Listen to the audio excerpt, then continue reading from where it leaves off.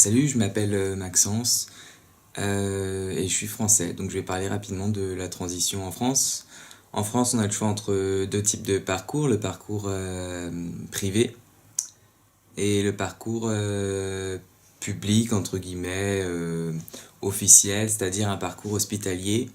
En équipe donc hospitalière, on est suivi par tout un ensemble de spécialistes, psychiatres, endocrinologues, chirurgiens, psychologues. Et le grand inconvénient, c'est surtout la durée, puisque il y a un parcours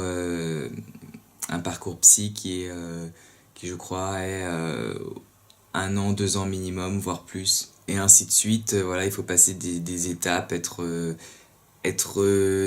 diagnostiqué au fur et à mesure, attendre l'aval de l'équipe. Donc voilà, un parcours hospitalier, le grand inconvénient, c'est la durée de suivi.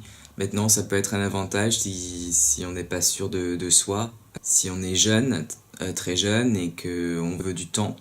Et bien sûr, le grand avantage, c'est que tout est pris en charge, donc on n'a rien à dépenser. Contrairement au parcours privé, où on paye presque tout. L'avantage du parcours privé, par contre, c'est qu'on peut choisir ses médecins. Il y a beaucoup d'entraide au sein de la communauté trans. Les noms des médecins qui sont amicaux envers les trans et respectueux sont très largement... voilà, il est facile de les obtenir. Moi, j'ai fait ce parcours-là, j'ai fait ce parcours privé. C'est un parcours qui est compliqué, il faut déjà, encore une fois, trouver les bonnes adresses. Tous les parcours sont différents, mais en général, il s'agit d'aller trouver un psychiatre qui, au bout de plusieurs séances, donc encore une fois, ça dépend du bon vouloir du psychiatre, va nous délivrer l'attestation pour pouvoir commencer la testostérone.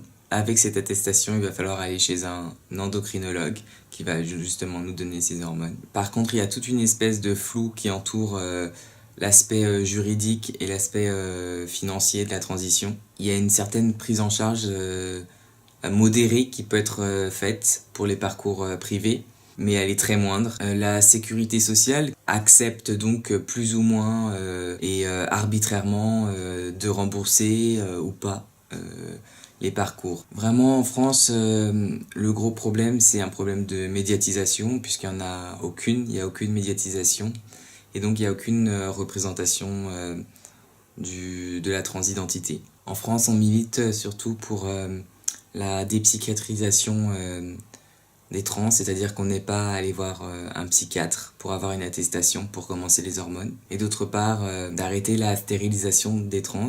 C'est-à-dire que pour pouvoir changer son état civil, on est obligé d'être stérilisé. Que ce soit la stérilisation ou les chirurgies, la mammectomie, la chirurgie du torse, deux choses qui sont très souvent requises pour à la fois le changement de prénom, qui est une étape préalable, et le changement d'état civil.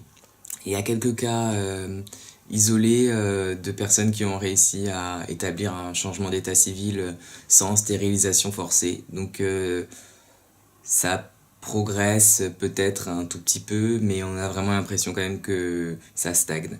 Donc au final, c'est vraiment une histoire de vision et de représentation de la transidentité en France qui est vraiment très très arriérée et très très binaire. J'aurais bien aimé faire un état des lieux plus positif, mais malheureusement c'est pas le cas.